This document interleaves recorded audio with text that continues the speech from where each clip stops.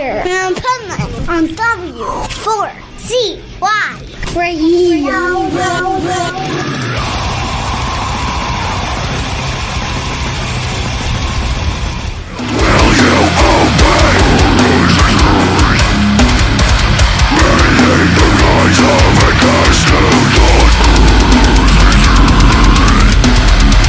This is Pipeman here on the Adventures Pipeman W4CY Radio, and I'm here with our next guest, Sean from INGESTED. How are you?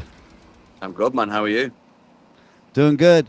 So, are you like by your tour bus? It looks like you're like about ready to do a show, and you're here for this interview. Pretty much, yeah. I mean, we've got bus call in like 30 minutes, then we go head to the venue, and then we load in and start the day, basically. Nice. So I'm very interested to begin with that there is a song that almost didn't make the album, and now it's like your go-to song. Tell us the story behind that and how that happened. Are you talking specifically about Oaths Betrayed? Yes, sir. Yeah, I mean, we kind of arranged to do about eight or nine songs for the album, and then we found ourselves having some extra time. We thought, why not just record? You know, I had one in the back pocket, and Drew had one in the back pocket. And we thought, we'll just record these at the end of the session, then maybe we could just extend, you know, once the album comes out, then 6 months later, we've got 2 singles to release, blah, blah, blah. But we found ourselves looking at the sequence and listening to the sequence of the album, and something was missing. And Oaths Betrayed slotted in perfectly, and there you go. It ended up being a 10-track album instead of 8 or 9. Nice. And so I think the Oaths Betrayed song talks very much about the crap we're going through in the world right now. Is that pretty spot on? I mean, I didn't write that one. Our drummer wrote the lyrics to that one, so only he can specifically tell you about that song. But I mean, when I've read it, I kind of get what you're saying. Is, you know, objectively, it kind of looks and seems that way. Yeah. Yeah, and like there is a lot of stuff to write music about nowadays. Like there's no shortage of things. It kind of reminds me like we're back in the 80s and writing the same crap, right? Yeah. Yeah, I mean, there's only so many original lyrics and riffs that you can do that have not really been done before. So I mean, I guess there's some truth into that. Yeah. And the world is, you know, it's like on repeat. The world's like on repeat. Like history does repeat itself. So it goes in cycles, man. Exactly. Your music's pretty badass. I want to know when it all started for you personally to know that this is what you wanted to do. I mean, before I left high school, I was like 15, 16, and they give you an interview with a careers advice person. And they kind of like try and set you up for life after school, and they're like, what do you want to do? And I was like, I want to be in a band. And they kind of didn't take that any seriously. So, well, you're going to need something more. Yeah. Not everyone can make it in a band. So I don't know, I guess, I don't know. I don't know what it is. Pantera, Chimera, you know, watching their DVDs and stuff. I was just like, oh, this is what I want to do. And I think it's quite interesting that I set that kind of that mission statement when I was 15. And, you know, now I'm nearly 40 and I'm still doing the same thing. So I guess it worked out somewhat, you know. What? That tells you not to listen to other people. Follow your own heart, man. Yeah, exactly. So, what was the feeling like that first time that you got on stage and did this? Just nerves. Yeah, I didn't take to the stage very well for the first like couple of years of the band. I just felt nervous, and back then the shows were really small anyway. And it's kind of felt insignificant, if you will. But you know, obviously the band persevered, and we managed to have opportunities to play really big shows. And you know, now it's like another day at work. You know. Yeah. Well, and I gotta say, what you experienced, and that's why I asked that, because the listeners need to know it, that's not so uncommon. Like most musicians I've ever known in my life are like introverted and or have stage fright, if you're going to call it stage fright. Yeah, for sure. Everyone gets the nerves, you know. Just that you can get in your own head in terms of trying to perform, don't fuck up, etc. So, it comes with experience, though. The more you do it, the more you get used to it. But I mean, there are occasions where I still get those nerves, those butterflies. It's Yeah. not very often, but there are occasions where, I still get that feeling, even 20 years, 25 years down the line. I feel that because, like, not I do this, but I also do motivational speaking, and anytime I turn the mic on stage or on radio or on podcasts, right before I turn the mic on, I always have nervousness. Like, I've done over 3,000 interviews. Still, every time or before I turn, I'm like, oh, I hope I don't fuck this up. Oh, I don't do this. I don't do it. But the minute that mic turns on, there's a switch in my head, like I'm in a zone, and it's like I'm a different person. Yeah. Confidence, it comes with experience, like I said before. Yeah, absolutely. And, it makes sense, like, too, when you're an early band and you're playing the small shows. To me, it's way more nerve-wracking to play to 10 people than it is to 10,000. I mean, it's something like, maybe so, maybe true. I suppose with 10 people, there's a hell of a lot of focus on you, and it's just that small group of people. But I think maybe you're right. You can look over it and look at 10,000 people, and then you don't really see individual people. It's just Right. a crowd. Do you know what I mean? Like, whereas there's 10 people, you're looking at these specific people. But I think there's maybe a bit of truth in there. Yeah, and you have that focus of their eyes are on you when there's this crowd of 10,000. Like, you don't really notice that. It just looks like one big crowd. It doesn't look like anything specific, Yeah, man. And so tell us what we went behind this new album, how it may be the same as in the past, but also different. Yeah, I mean, we went with an intent to write something heavy and groovy, like much more.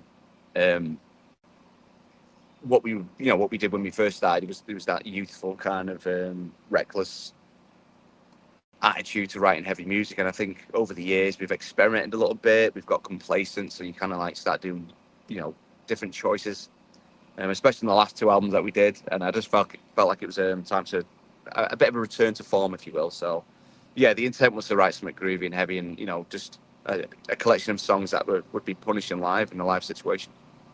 Nice. Where's your favorite place to play live ever? Do you have one? I mean, there's certain cities that will stick out and they're always decent, but picking a favorite would be very difficult for me. I don't know. I mean, what cities then? Obviously, like a hometown show is cool. Manchester in the UK and London in the UK. Weirdly enough, Edmonton in Canada has always been amazing. We've played there 3 times over the years, and each one has been insane. Yeah. Typical places like LA are usually good. Up in Worcester, up that way. Worcester that was the standout show from the whole tour, to be honest.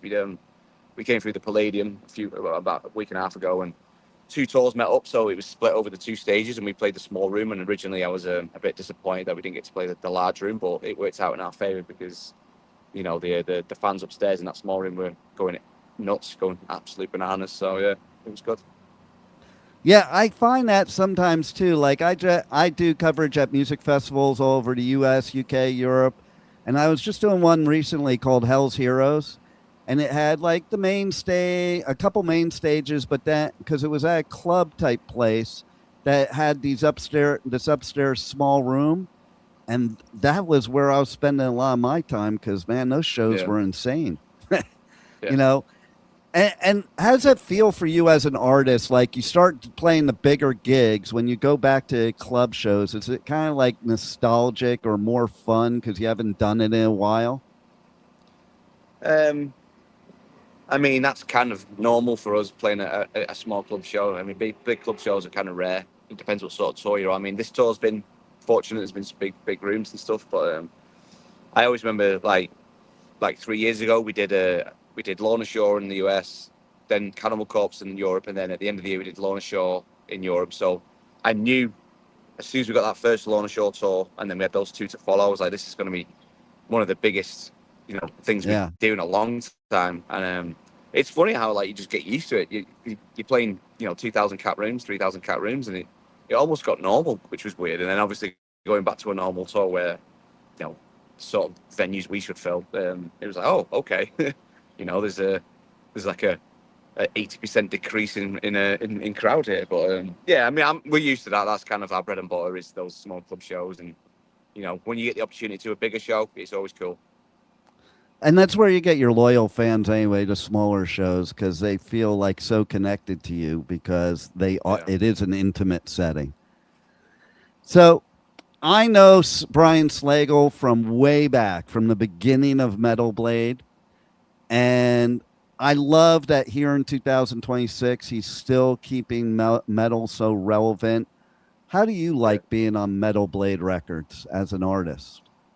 Yeah, it's been really easy. I mean, the A&R rep at Metal Blade at the time who signed us was the ex-bass player from Black Dahlia, which we toured with 16 years ago. So the conversation to get on the label was very, very simple. It was, Metal Blade, we can offer you this. And we said, we can provide this. Okay, let's go. And that was it. It's that simple. The thing about Metal Blade that was different from our previous labels was the amount of people working in the label. There's someone to do a certain job, like, whereas in like the smaller labels, it's kind of one or two people doing all of it. But, we had very specific people to do specific jobs. Like it was really impressive. And, it's all been smooth since. We've got one more album left on the contract, and, we'll see what happens after that. Nice. Well, the one thing about Slagle, too, he's a true metalhead. Like, sometimes record labels you're dealing with, they don't understand our genre of music, and I think it's important to have somebody that runs a label to understand metal music and the musicians in metal music. For sure. You don't want just some suit running it here with no passion for what he's doing. But, yeah, I've been fortunate enough to meet Brian before. Very cool dude, very, very passionate about music. Just a great dude all around, man. So it's a privilege to work underneath, his label.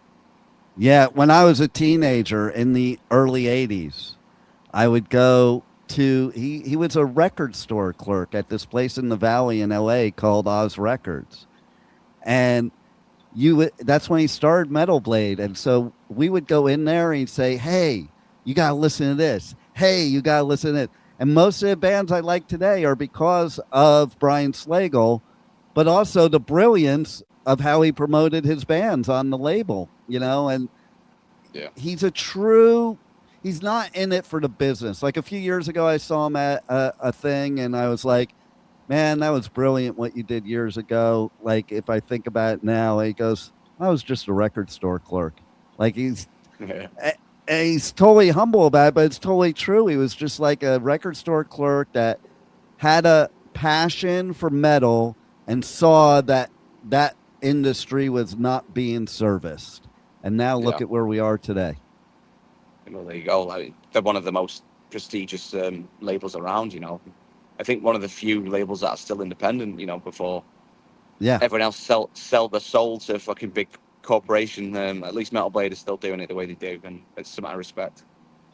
And what I love too is some of the bands that started on Metal Blade and went to the other big labels ended up going back to Metal Blade, because when you play metal, I think you need that type of label, because then they understand you, Well, this is it though. You can be in a massive label and be a small fish in a big pond, or be a big fish in a small pond. So you're going to get the attention. If you're a big band and you go for a label like Metal Blade, you're going to get the attention that you want. So, And they're not going to try to change your music too. That's another thing I saw a lot of.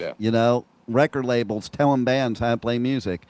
I think everybody has a spot like you're talking about before, but leave the creativity to the musicians is my viewpoint. Yeah, sure. So is there anything that you, in all these years of doing this, that you haven't accomplished yet that is in your sights as a goal to that you want to do? Somebody you want to play with, a tour you want to go on, music you want to write, whatever it is? yeah, there's always goals and ever changing goals and bucket lists kind of things, if you will. But we've still not done Japan. Um, Really? yeah, it's been lined up like numerous times. Like we were supposed to go before COVID, and COVID hit, and then there was a visa issue. And it's just like, oh my god, are we ever going to go to this place? So Japan's definitely something we want to do. There's loads of bands I want to tour with that I've never actually got on the road with. You can set your sights as high as you want. You know what I mean? It's like I would like Yeah. to play with Pantera and Slayer and Slipknot, but those goals are a little bit fantastical, if you know what I mean. It's a fantasy idea. It's not impossible, but those are sort of things you'd love to do. But yeah, there's plenty of bands in the genre that we still not toured with. I mean, we've never gone on the road with Whitechapel, which is another Metal Blade artist, and kind of a legendary band around the scene. It's crazy that certain bands we've just not managed to get on the road with. So yeah, I'm always setting up goals. I've always got things I want to do. So as long as you've got that fire in your belly, that's kind of what keeps you going, right? Exactly. And I've actually personally seen you, like I do all these festivals. I've personally seen you at Download and at Bloodstock. Do you know Oh, how wow. they described your set at Bloodstock? No, please tell me. Blistering. That's the So, description of your set at Bloodstock. It's like it says they did a blistering set at Bloodstock. that works, man. I like that. I like that a lot. That's a great compliment, right? Yeah, for sure. Is there a festival that you guys have played that's your favorite to play? Oh, good question. Hellfest is probably up there. Hellfest was quite amazing. The Right? first time we did, the first time we did Download was great.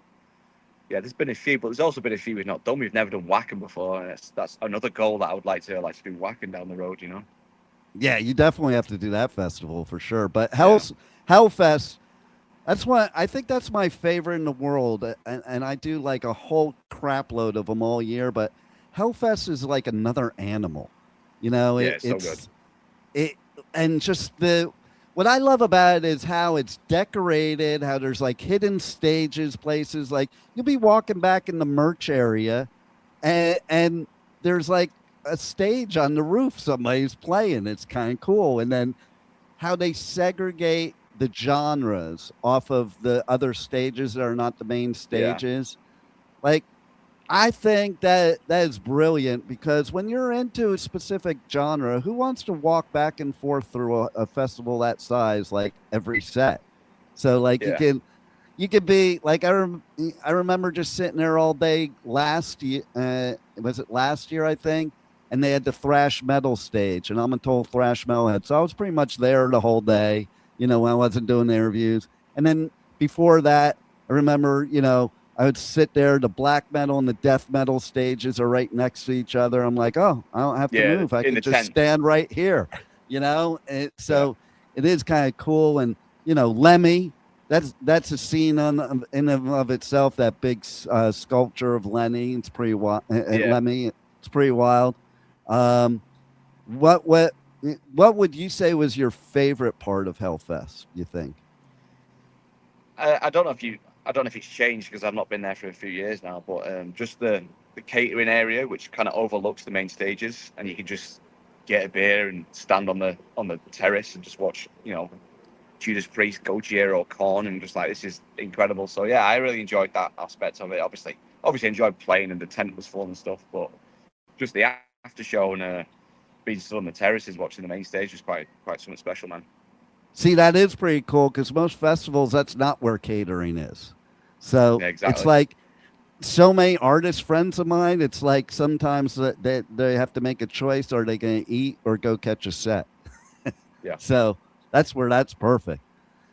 Is there anything else you want to tell the listeners about you guys, about your tour, about Denigration, or anything else you got going on the rest of the year? Well, Chaos and Carnage is about to wrap up. We've got 3 shows left. So I guess, big shout out to people that came out to this tour. It's been one for the books. And in 2 months' time, we head out to doing a full Canadian tour with Angel Maker and Disfiguring the Goddess. So if you're tuning into this and you want to come and see us again, and you're in Canada, come check us out, man. Nice. Well, I love your music. I love the new album. Everybody has to check it out and get it. And they also have to buy your merch because they can't listen to my show unless they buy your merch. It's the only way you get to the next gig. People don't realize.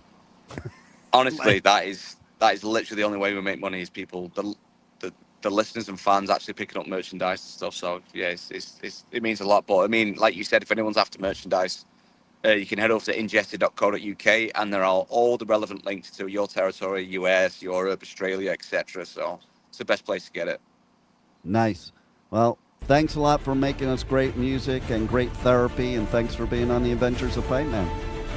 Appreciate it, man. Thank you for listening to the Adventures of Pipeman on W4CY Radio.